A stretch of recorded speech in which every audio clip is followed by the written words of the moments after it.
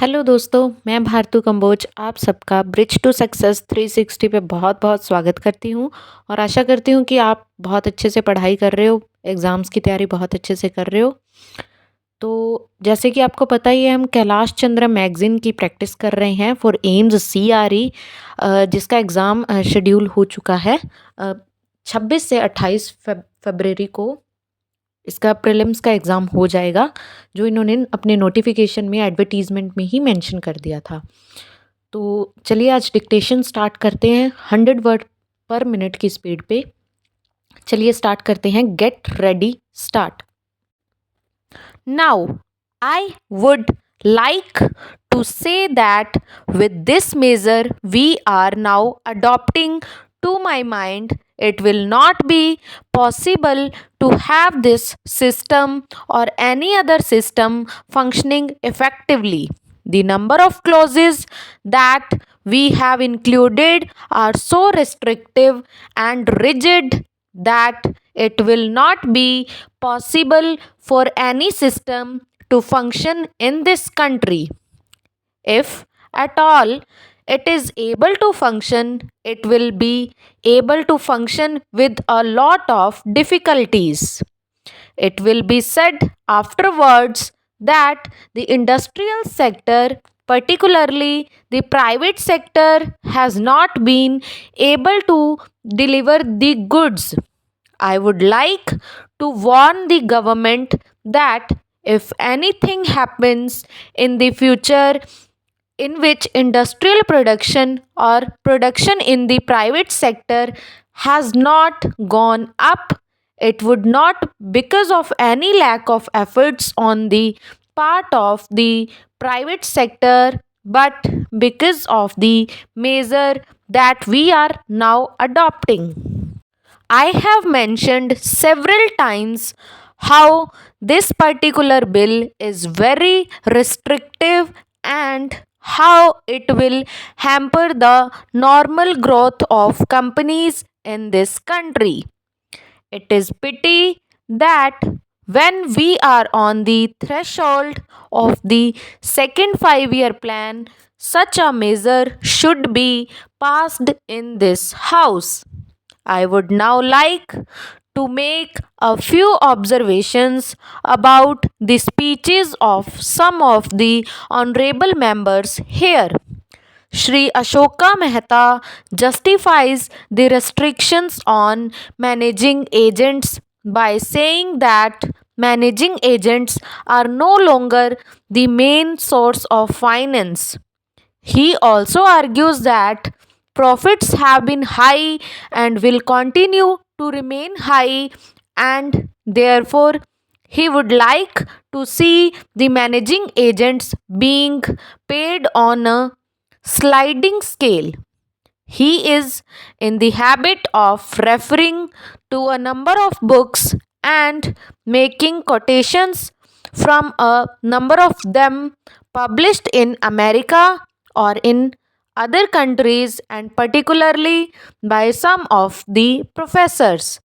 I would also like to mention to him that even when companies are floated, it requires a certain amount of confidence amongst the investing public, and it is because a particular firm is managing a particular company that this confidence is created in the investing public. Even there, as the Honorable Finance Minister has said, there is a sort of overall tight control. New banks and insurance companies are not floated nowadays. What you have are the few banks which are existing and the few insurance companies that are existing. The other point is that the credit worthiness of the managing agency firm does count to a certain extent in getting credit from the banks and other financial institutions.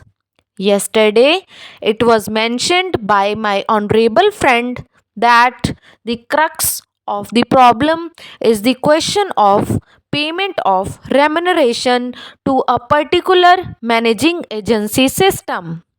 He said that in this bill, a definite encouragement has been given to the alternative type of management, namely the managing director or the manager, where an individual has been permitted to take 5%, while in the case of the managing agency, it has been permitted to take about 10%.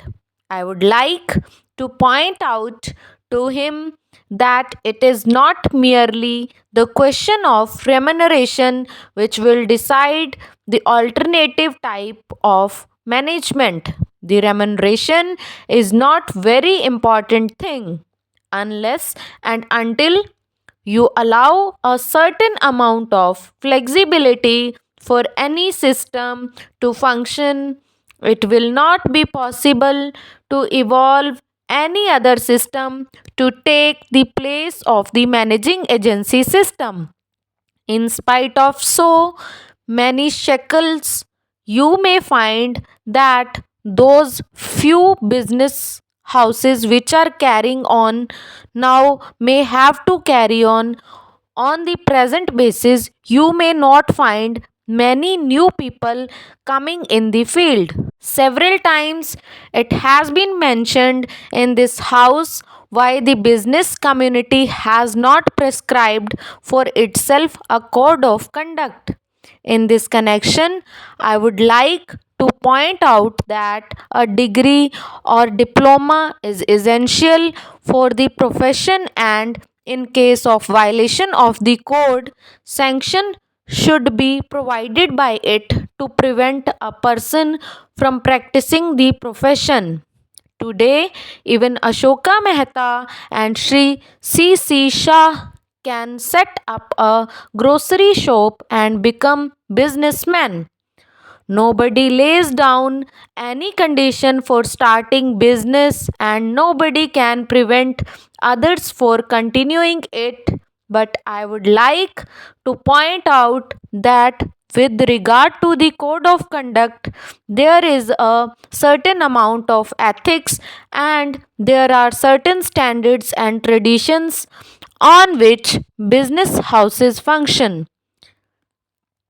If a particular firm has not got proper ways of managing its business, you will find that business house will find it difficult to function, and it would be difficult for it to command the confidence of the business community. It would not be possible for it to function as effectively as a firm which has proper ways of managing its business. That is sufficient as a code of conduct.